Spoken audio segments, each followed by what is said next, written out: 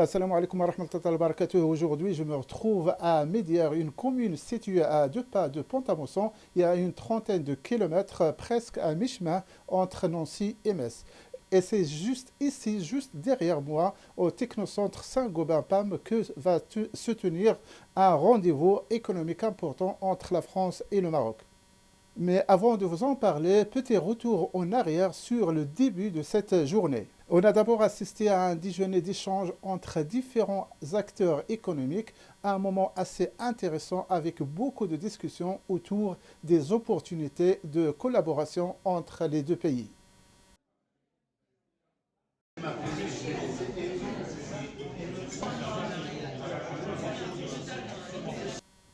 Ensuite, direction Pont-à-Mousson pour une visite de l'usine Saint-Gobain. On a pu découvrir une partie du processus de fabrication, notamment de la coulée des tuyaux.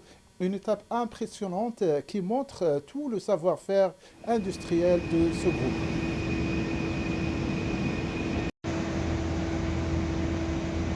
Et maintenant, retour ici à Médière pour ce forum économique des conseillers du commerce extérieur du Grand Est, dédié cette année au co-développement industriel entre la France et le Maroc. On va voir ensemble ce qui se joue concrètement derrière cette rencontre stratégique.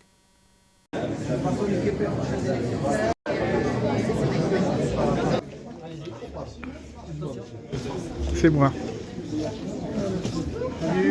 L'honneur d'ouvrir ce forum en vous accueillant aujourd'hui au Technocentre de Saint-Gobain-PAM, ici à Médière, pour ce 5e forum des conseillers du commerce extérieur Grand Est de la France. Le 5e forum économique des conseillers du commerce extérieur Grand Est s'impose comme un moment fort des relations entre la France et le Maroc. Placée sous le signe du co-développement industriel, cette rencontre réunit décideurs publics, industriels et experts autour d'un objectif commun, construire des partenariats concrets et durables. Dès l'ouverture, un message clair se dégage, le Maroc est aujourd'hui un partenaire stratégique. Madame Soumia Bouhamidi, consul général du Royaume du Maroc à Strasbourg, a notamment mis en avant les atouts du Maroc, son climat d'investissement favorable, ainsi que son modèle économique attractif et structuré. Elle a rappelé que le Royaume confirme sa solidité économique grâce à la vision éclairée de Sa Majesté, le roi Mohamed VI.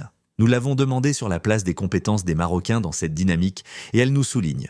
Parlons des compétences marocaines et le rôle dans tout ce qui est promotion de la coopération économique entre le Maroc et la France.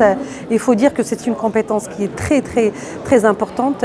C'est des femmes et hommes qui servent en tant que trait d'union entre le Maroc et la France, de par leur culture, leur connaissance des deux pays, de par leur attachement à leur pays d'origine, mais aussi à leur pays de résidence. Ils contribuent parce qu'ils sont placés dans tous les secteurs porteurs et les secteurs qui sont d'intérêt commun pour les deux parties, notamment dans cette région du Grand Est.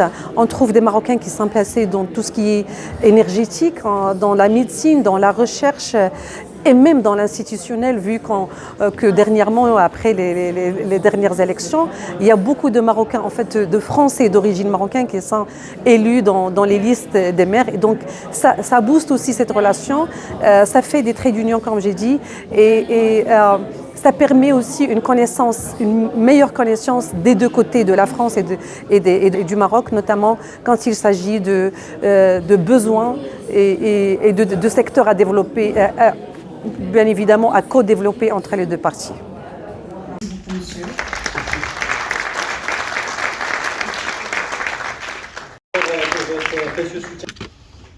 Nous, on sait que le Royaume du Maroc est un ami. Et dans un monde complexe, on a besoin de travailler avec ses amis. Et on sait qu'avec vous, nous avons des amis. Merci.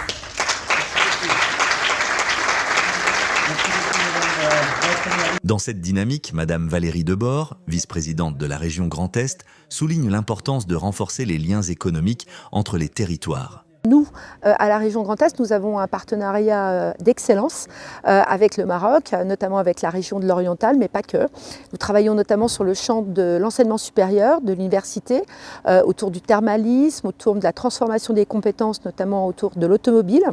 mais également sur l'artisanat avec la région de Fès. L'artisanat marocain est un artisanat d'excellence et nous avons, nous, ici sur la région Grand Est, également un artisanat d'excellence. Donc nous avons beaucoup de ponts entre nous et c'est toujours un grand plaisir de rencontrer Madame la Consul et l'ensemble de la communauté franco-marocaine. Ravie d'être ici. Commerce extérieur avec le Royaume du Maroc, nous sommes à un point de thé au cœur du sujet. C'est-à-dire... Monsieur Yves Segui, préfet de Meurthe-et-Moselle, rappelle les enjeux pour le territoire et les opportunités en matière de développement économique local. Il souligne: j'ai grand plaisir de partager un moment avec nombre de nos interlocuteurs économiques franco-marocains, donc à l'occasion du 5e forum des conseillers du commerce extérieur. C'est important pour nos deux pays. C'est important pour l'industrie locale, tout autant d'ailleurs que pour ses partenaires économiques marocains, que d'avoir ces temps de rencontres, d'échanges, pour faire évidemment plus ample connaissance, mieux se connaître, mieux se comprendre, pour pouvoir porter ensemble des projets communs dans lesquels chaque partie s'y retrouve. C'est tout le sens de cette rencontre, avec de belles perspectives dans de multiples domaines. On évoquait à l'instant le défi que représente la maîtrise de la ressource en eau, qui est une ressource qui est vulnérable, et de plus en plus d'ailleurs rare et vulnérable, mais aussi sur nombre d'autres domaines, faits d'innovation, permettant donc encore une fois à l'ensemble des acteurs économiques de nos deux pays, tout simplement de partager ce que pourrait être un futur prometteur pour chacun de nos concitoyens. Un constat s'impose, on n'est plus dans une logique de délocalisation, mais dans une logique de co-construction industrielle. Les échanges mettent en avant des secteurs clés comme l'eau, les infrastructures et le développement durable. Des autorisations, par exemple l'acquisition de foncier public, les autorisations urbanistiques, l'objectif étant de tous sur cet objectif Monsieur Mohsin Benjeloun, directeur général du Centre régional d'investissement Rabat Salé Kenitra, évoque les opportunités d'investissement et l'accompagnement proposés aux entreprises. Donc cette journée, ça s'est passé sur une fin de journée plutôt, donc autour d'échanges. C'était des termes très pratiques, présentant donc les opportunités d'investissement et surtout le comment. Comment faire pour franchir le pas, pour aller porter son projet au Maroc dans les différentes régions. Nous avons bien entendu fait un focus sur la région Rabat Salé Kenitra, de par les opportunités qu'elle présente sur les différents secteurs, aussi bien au niveau de l'automobile que de la mobilité durable, que du tourisme, l'industrie de la santé, l'économie de la santé et l'économie du savoir. Donc rendez-vous bientôt à Rabat pour répondre à toutes vos questions pour votre projet au Maroc, Inch'Allah. Ne citer que quelques exemples, mais l'AMDI est là comme c'est un organisme qui est proche de l'investisseur, qui est là pour aider à déployer la stratégie de développement localement pour une expérience d'investissement réussie dans le pays. Nous avons également donné la parole à Monsieur Youssef Aka, directeur général de United Industrial Experts Maroc. Franco-marocain ayant développé son entreprise au Maroc, il partage avec nous les clés de réussite pour les investisseurs souhaitant s'y implanter, ainsi que son expérience sur le terrain et sa vision des projets en cours dans le royaume. Il nous explique. Alors, je me suis installé au Maroc en 2013 et pour moi ça a été un vrai choc culturel puisque j'arrivais avec une culture multinationale dans un pays qui pour moi était nouveau. Je le voyais du côté business quand j'étais dans les multinationales et que je travaillais effectivement sur le territoire marocain. Mais lorsqu'on s'est installé, là j'ai été confronté à des problématiques logistiques, humaines et comprendre la culture locale. Aujourd'hui, United Industry Experts, c'est un peu plus d'1 million d'euros de chiffre d'affaires et comment on y est arrivé, d'une part en mixant les compétences des uns et des autres, les compétences de mes partenaires européens et mes compétences de mes collaborateurs locaux. Donc on a essayé de tirer le meilleur des uns et des autres et totalement en formatant notre point de vue et nos prismes. Voir le marché marocain à travers les yeux d'un Européen, ça ne peut pas fonctionner et inversement. Donc on a mis en place des process qui prennent en considération les problématiques et les objectifs et les attentes des différentes parties. Donc effectivement, les compétences franco-marocaines ou autres qui souhaitent s'implanter au Maroc ont un besoin d'innovation technique. Donc il faut toujours qu'ils apportent leurs compétences, mais avec un plus, c'est le Maroc là peut l'offrir, puisque les projets aujourd'hui sur lesquels le Maroc travaille sont des projets à forte valeur ajoutée, sont des projets qui peuvent aussi s'exporter en dehors du Maroc. Et le Maroc offre aujourd'hui des moyens humains et techniques que l'on ne retrouve pas forcément en Europe. Le Maroc investit énormément dans les infrastructures, il suffit de visiter les infrastructures modernes, investit énormément aussi sur l'outillage, sur la formation. Et là où on va dire un franco-marocain peut apporter une vraie valeur ajoutée, c'est que dans sa formation, il y a eu un process qui a été optimisé, et là il va apporter un savoir-faire. Mais de nouveau, les compétences techniques, elles existent. Maintenant, c'est la partie organisationnelle qui est très importante. De lire le discours que devait prononcer la présidence de la CGM. Monsieur Abdelhamid Souiri, président de la FIMME et représentant de la CGEM, insiste sur la convergence des intérêts industriels entre les deux pays. Abdelhamid Souiri, président de la Fédération des industries métallurgiques et mécaniques, électromécaniques, et membre du conseil d'administration de la CGM. Aujourd'hui, j'ai représenté ces deux institutions au forum organisé par le conseiller économique extérieur du Grand Est en France. Et c'était un réel plaisir pour nous d'être présents ici pour parler des opportunités qui s'offrent aux entreprises françaises et marocaines dans le cadre d'un co-développement, les opportunités qui s'offrent aux entreprises du Grand Est pour venir investir, co-investir avec le Maroc et au Maroc dans certains secteurs où ils sont déjà présents et de manière assez forte. Le Grand Est est déjà représenté au Maroc par Saint-Gobain, qui est là depuis des décennies et qui emploie des centaines d'employés. Et nous avons proposé à nos amis français du Grand Est de venir discuter au Maroc des opportunités qui s'offrent et des possibilités de faire des joint ventures avec des entreprises marocaines.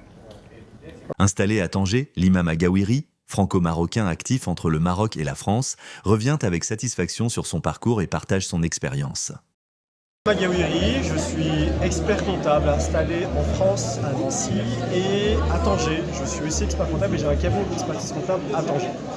Alors on accompagne des dirigeants et des entrepreneurs qui souhaitent s'installer et développer de l'activité au Maroc et profiter des nombreuses opportunités que leur Maroc leur propose. Ces opportunités, elles sont nombreuses. La première chose, c'est un dynamisme économique qui est assez intéressant et très intéressant en tout cas pour les entrepreneurs. Le capital humain au Maroc qui est fabuleux avec une population et des jeunes qui sont très bien formés, multiculturels et qui connaissent les deux facettes de la culture française et marocaine et aujourd'hui aussi la culture anglo-saxonne. Et ça, c'est un vrai atout pour le Maroc.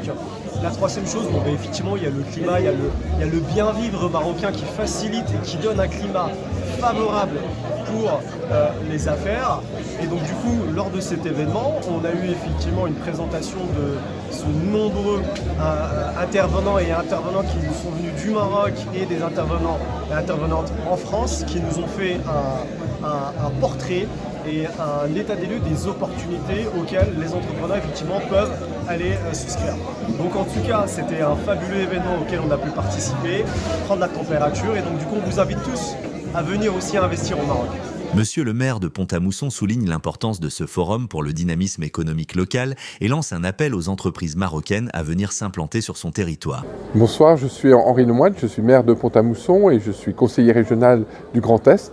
Nous avons passé aujourd'hui une très belle journée avec tous les conseillers du commerce extérieur pour parler des relations économique qu'il doit y avoir entre le Maroc, le Royaume du Maroc, et puis notre région du Grand Est, et puis spécifiquement Pont-à-Mousson, puisque nous sommes dans une ville très industrielle où on fabrique des tuyaux, des plaques de voirie qui sont connues et reconnues dans le monde entier.